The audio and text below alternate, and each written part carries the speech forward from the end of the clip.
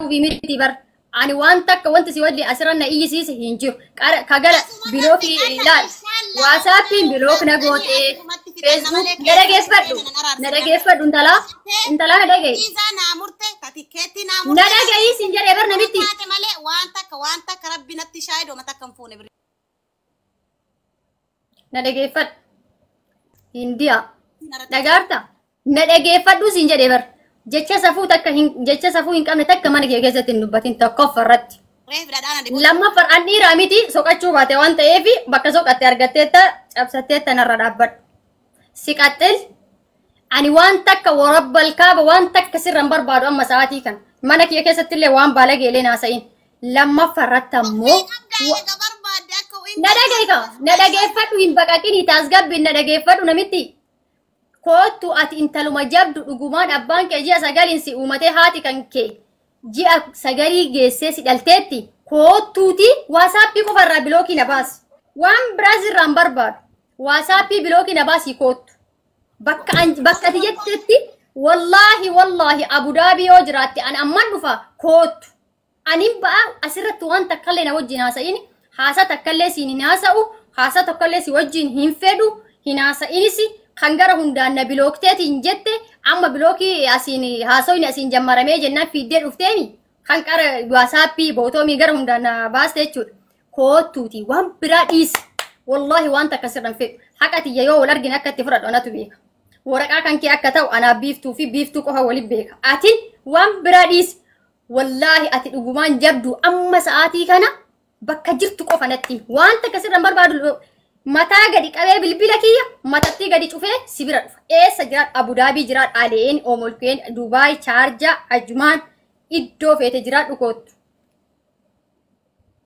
Waan biraa sirraan fedhu aniin dhufaa miti yooma san illee ta'e si bira dhufaami wal arginaanii qaamaan waan takka wanti si walii haasan jiru indiyaa akkana si filee haqa kiyyaami kun haqa kiyya akkana fuutee baatee haqa kiyya qofa naa kennu. Hin kennituumi akka itti sirraa fudhu anatu beeka.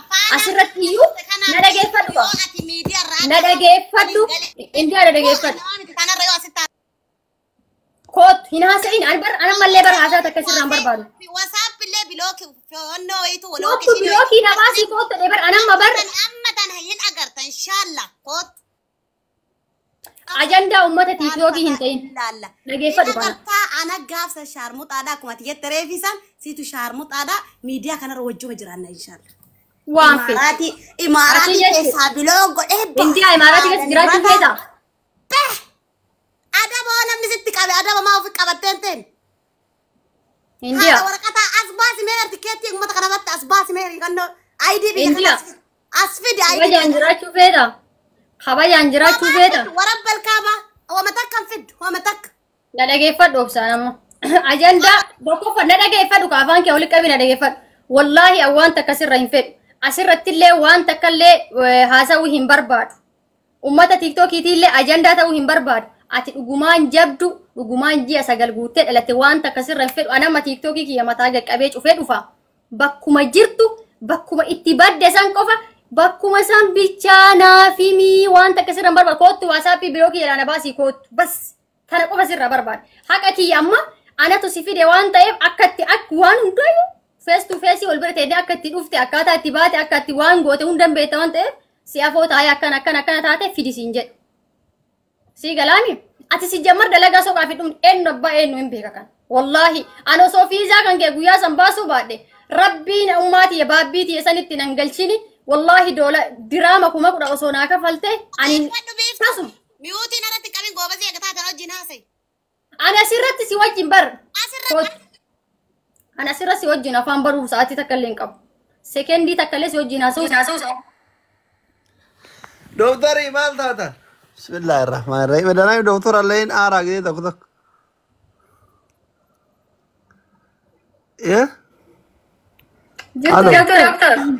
Jirra nagaa maaltu maal ta'e? Omaan ta'an. Doktorii jaarsa fa'aa jalaa fudhatanii miira keessa galtee namni kun hundumaa akka laala jedhee bar onnoo maaltu maal ta'e? Lakki namni jaarsa Hayyee. Xiqqoo namaa waliin jiree anammoo ajandaa sirraan barbaadu garuma keessaatiin isheen dammoo ajandaa sirraa. Faaxee biyyarraa fiddattu isin jala bade.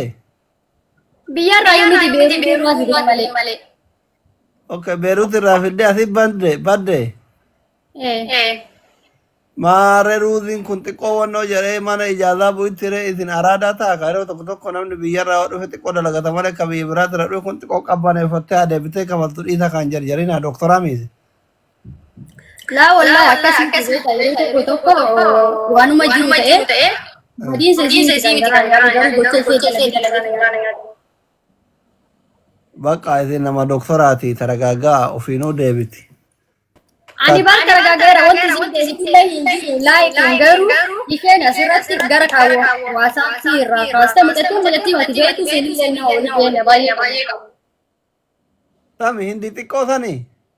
Hindiidha namoo dhugandadhee baay'ee beeruutu beeku. Sagaleen eenyutu deddeebi'a? Sagaleen kiyya amma uummata kiyya. Doktor baay'ee sagalee isaa deddeebisaa jira isaa kiyya moo kan isaati? Mee banadhu amma asli. Itu aaree bar miira keessa jirtaa keeti jedhaa jirani. Amma sirraa'ee? Amma sirraa'ee uummata? No hin sirroofne yoo ati banat kiyya deddeebisi. Okay.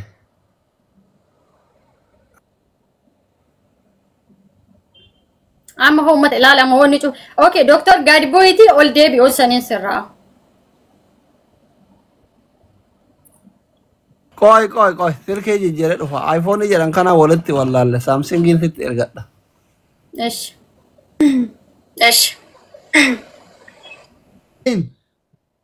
Wallaahi mijatti mateen san.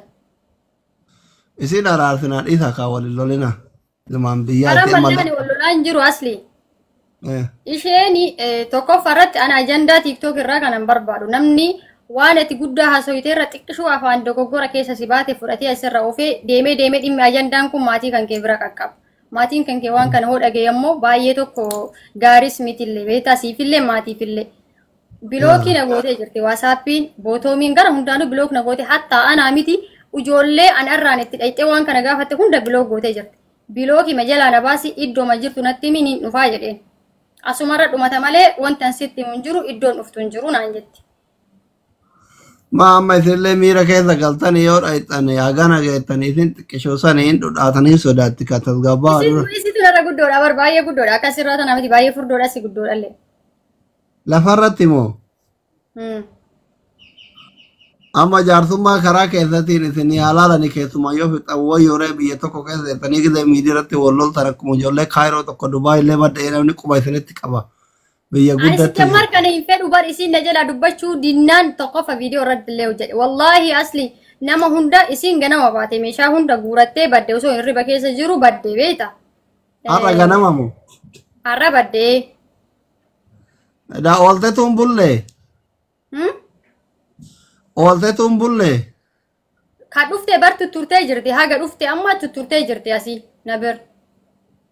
TikTokin isii guddaan eessa ta'e kun haara waami nama 200 qofa qabdi. TikTokii ishee kan guddaadha na adabeera jetti. Kan lammaffarraa immoo jechuudha.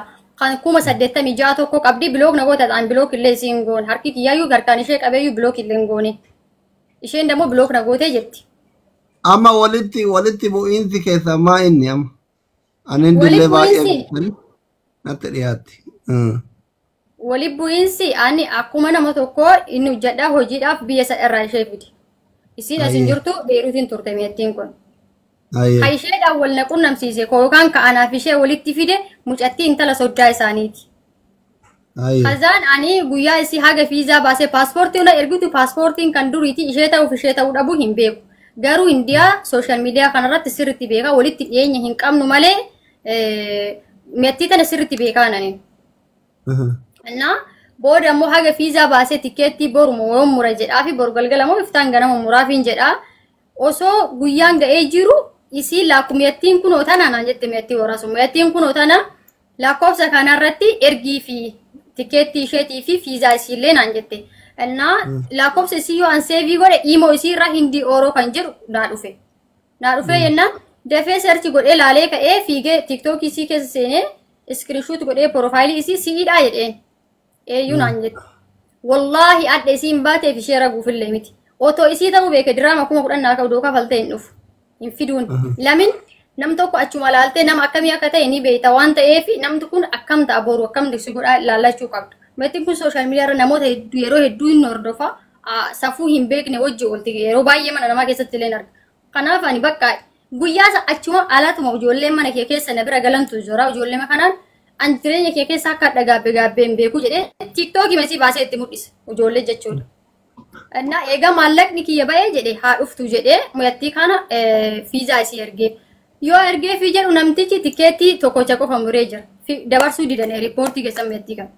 Riippoortii dabarsuu didee jennaan imimmaan kana boottee rakkattee imimmaan kana boottee uuu jette baqqaan akkuma asii na baasu na godhiinaan jette. Kazaan bakka isheen illee obboleettii tiyyaa ijoolleen kun ajjala jiran ta'a waliin dhaqee guyyaa san fiizaa baasee itti bilbilee akkana muyattii beeruut irraa naa dhufaa jirtu namtichi tikeettii beeruut Dubaayii qofa muree riippoortii bahuu hin dandeettu yoo as geette. Qaxxitaadhuma Itoophiyaa galchan malee riippoortii baasuu hin danda'an. Laazim biyya kana bu'uuf tikeettii lama murachuu qabdi biyya kana seenuuf. Ka beeruuti Dubaayii fi ka Dubaayii Itoophiyaa lama murachuu qabdi. Biyya kanatti baatee deebi'u jechuudha. Hin beekti ijoolleen Dubaayii kan waan kana hojjetan jechuudha. Fideeni anamma achokkaayii ariifachiisaa jechuudha. Kan sa'aatii 24 hin guunne keessatti kan ariifataa dafee baasee fi reeyoontii kan isa lama. Birriidhuma kiyyaan baasaara kan namichaa sun gubate. Innaa fidee baaseetiin booddee irra hin dhuftee hin eegne sa'aatii meeqa baaseef qara galgala sa'aatii magriiba booda kan barartu halkan naannoo sa'aatii 4tti mureef tikeetti lama kan biyya kana dhufte jechuun hin dhuftee akkuma dhufteen xiqqishuu hin turte akka yoo laalu akka sooshaal miidiyaa irra laalu sanii fi lafatti addanatti taasimettiin ture lafa miskiina natti fakkaatti. Sooshaal miidiyaa irratti ammoo argaa jiran hundi kenna tiktookii si akkana qoisi sooshaal miidiyaa nama madaaluunis akkas miti ni zimmedee cadhisaa hanganama ba'a galgala gaa ganama ba'a galgala gaa. Lafarratti namni kun aslimaa jedhan adeemqisiifata namni asirratti afaan bada lafatti. Innaa muyyattii kana akka sooshaal miidiyaa irratti an arguu fi akki isheen lafatti jirtu wal addanatti ta'e akki namni haasa'ullee akka biraati qaba.